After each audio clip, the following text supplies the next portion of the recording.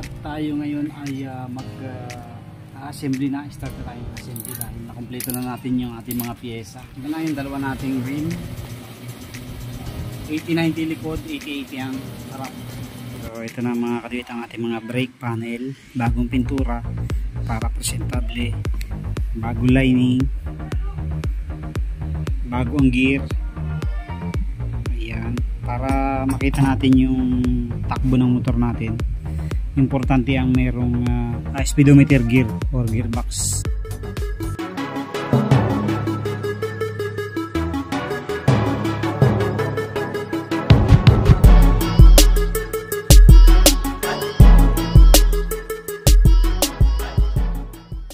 Yo, what's up mga kapatid? Ayan, welcome back dito sa ating YouTube channel. Kamusta po kayo? Isang mapagpalang umaga po sa inyong lahat.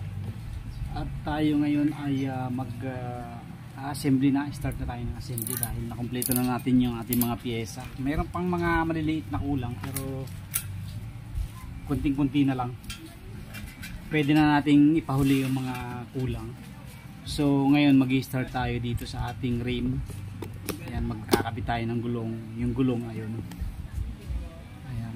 So mumurahin lang yung binili nating gulong. Kumbaga pang tayo lang muna natin. So rather brand yung binili nating gulong. So ayan. So itong rim natin MSK to, MSK brand, matibay na rin to, Japan. Tapos yung Rayos MSK rin dahil wala tayong nakuha ng Takasago o kaya yung DID. Mas maganda sana yun.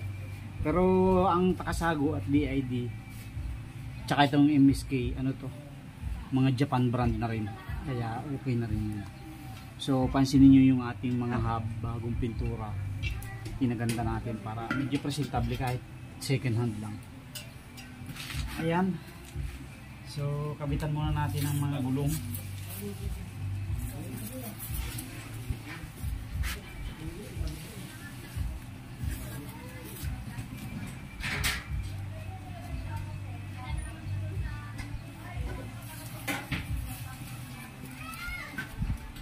Para matapos na tayo, makakapag-start na tayo.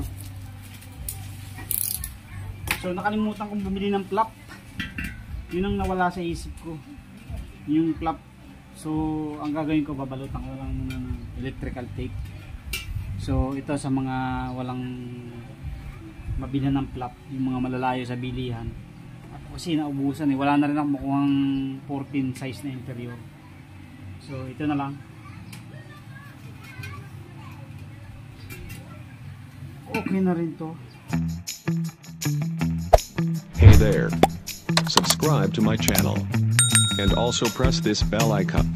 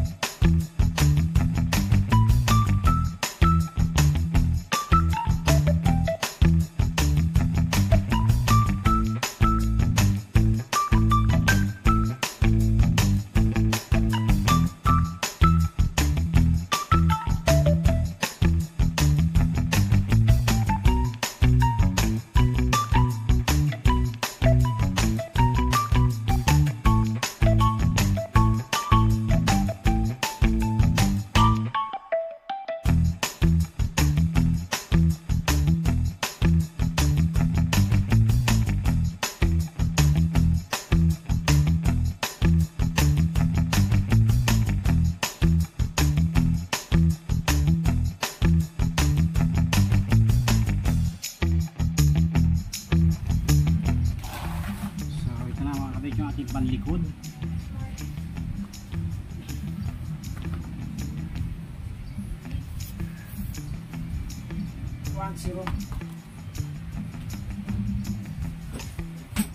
Next natin.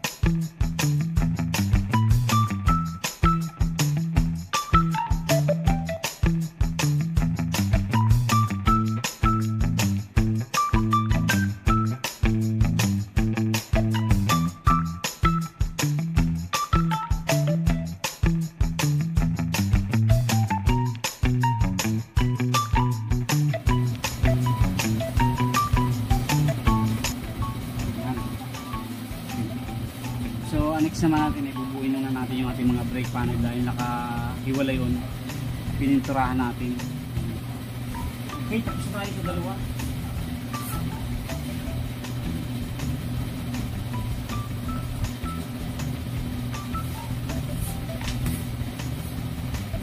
Ito na yung dalawa nating rim. 80-90 likod, 80-80 ang harap. So rather tire, mas mura. Pero quality rin naman. Thank you.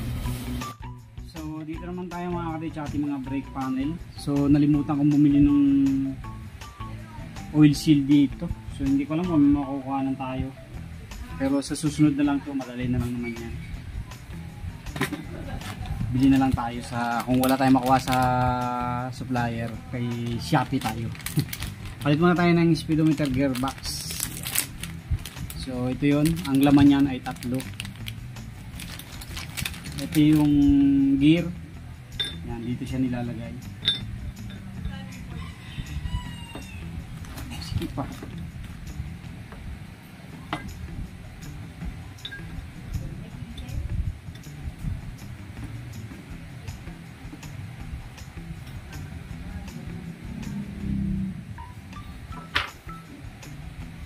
So linisan muna natin yung loob, medyo madumi pa. So ito na mga kadit, nalinis na natin. So maglagay tayo ng grasa. Ilalagay natin itong ating speedometer, gear. Ayan, isang set to. So unahin muna natin. Ang ibabaw nito mga kadit ay yung may butas. Ayan o, may butas, kung makapansin nyo. Yung walang butas sa ilalim, kasi yung may butas niyan, dyan susuot yung ating cable, speedometer cable. So lagyan muna natin ng grasa.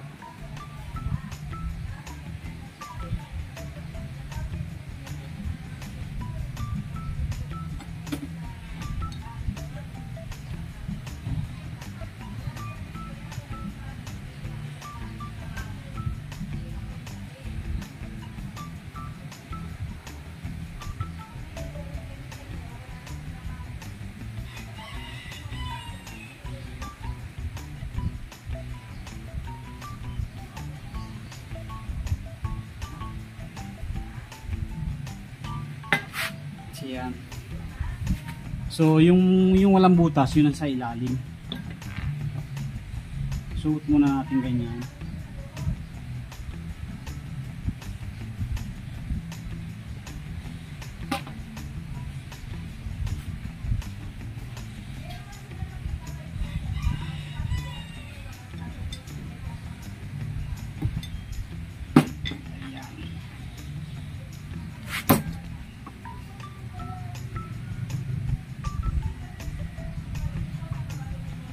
Okay.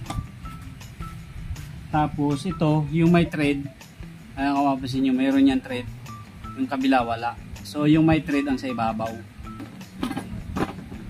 Tapos mayroon niyang parang lock na maliit. So yun yung ipapasok natin doon sa side na para mag-lock siya.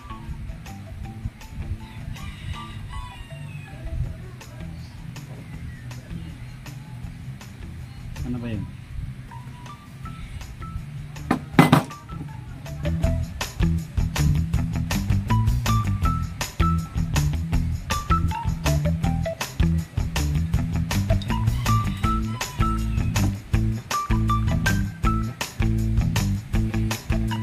Tapos push natin ng ano mga kadawit ng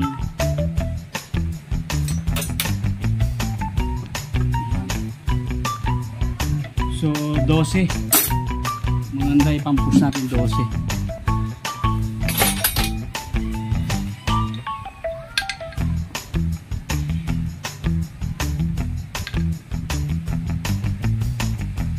Yun.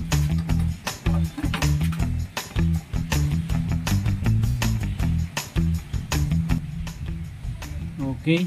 So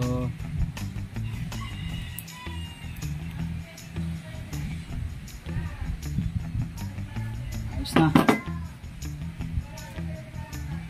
So dagdagan na natin ng grasa. Kailangan kasi ito walang palagi may grasa para hindi agad siya napupudpud. Tapos itong speedometer, itong gear, so papaganyan yung pwesto. Ito kasi yung tatamaan nung kuntil natin dun sa hub. Itong dalawang square na to. So dito siya tatama.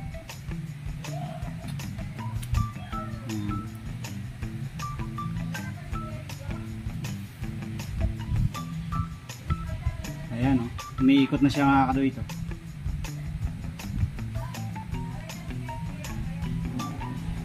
Okay, so dagdagan pa natin.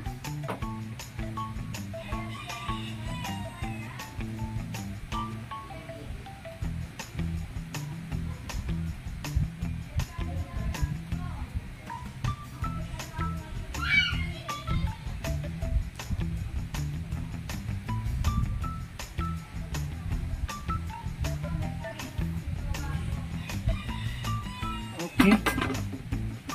Tapos lagay natin yung oil seal. Ito. Para hindi siya pasukin ng tubig. So, yan kasi yung importante dyan para hindi pasukin ng tubig. Kaya kailangan mailagay natin.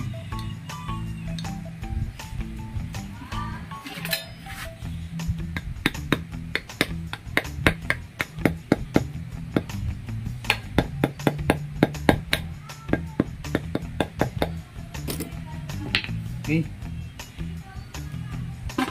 Tapos lagay natin yung ating brake arm. Ayan. So wala tayong oil seal dito, nalimutan natin bumili. Kailangan meron yan.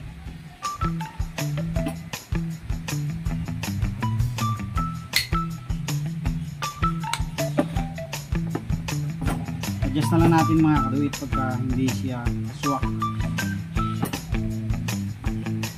Hindi siya sakto.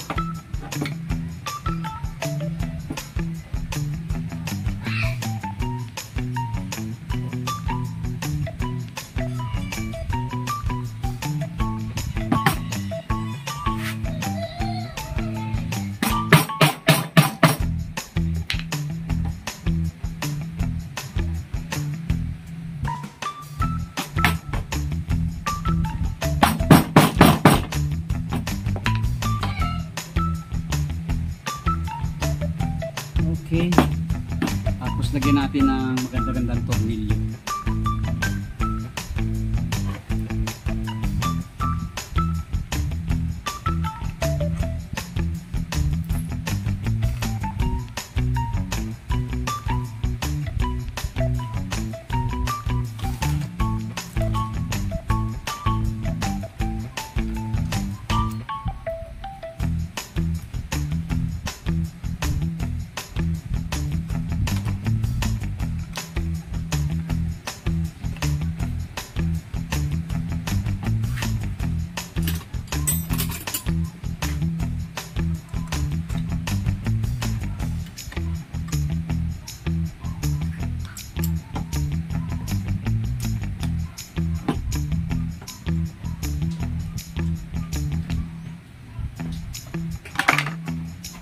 Okay, so buo na natin yung isa mga kabit. Next tayo. So ito naman yung isa.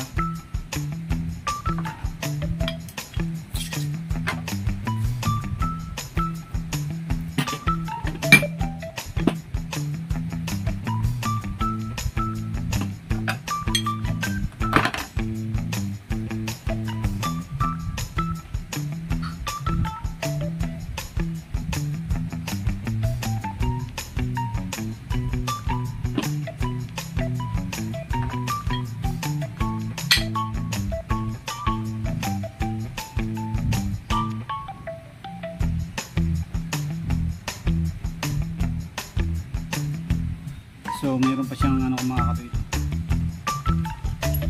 gauge. So tama lang natin sa saktuhan. Yan.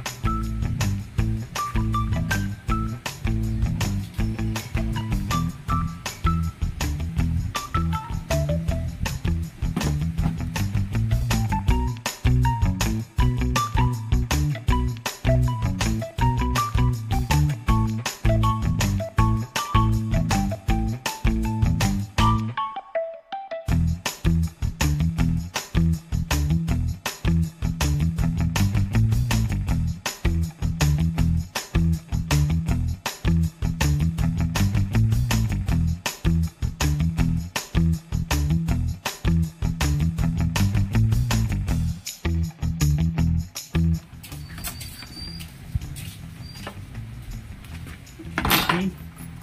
So tapos na tayo mga kaduit dito. Kabitan na rin natin mga kaduit ng brake pad. So ilalagay natin brake pad ay mga bago. Kabit natin Makoto brand na bago.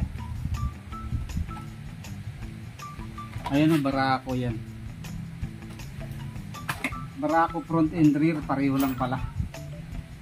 Ayan, nalimutan ko na kasi madalang na yung ganitong ano natin mga kabit. Madalang na yung ganitong, hindi na tayo nakakapagkabit nito kasi wala naman tayong customer dito ng Barako, napakadalang. So last time mayroon tayong naging customer, full wave lang, tsaka linis filter.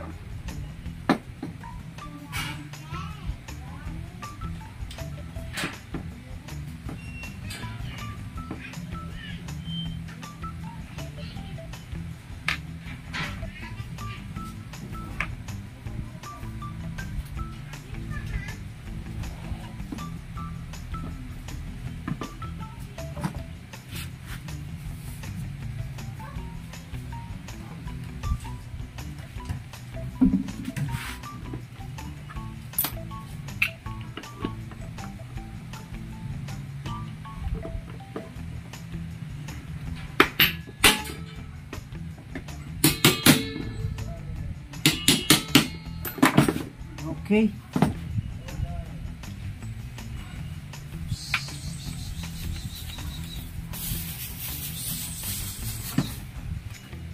Isa natin. Bago lining natin. Sa harap, lagyan na rin natin ng bagong lining.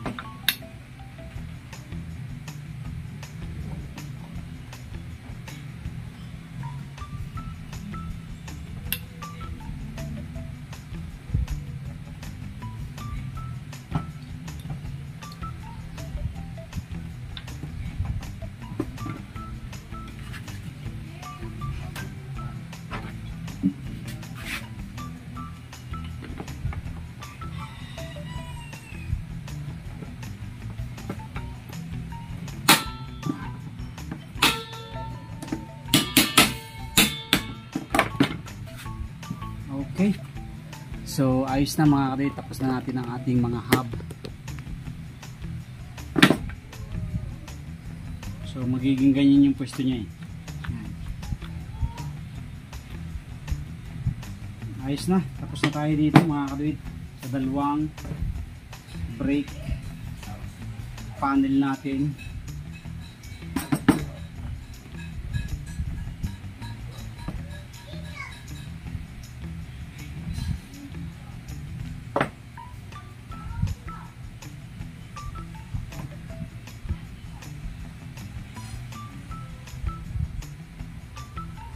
Okay, so brake panel, brake pad set, okay na.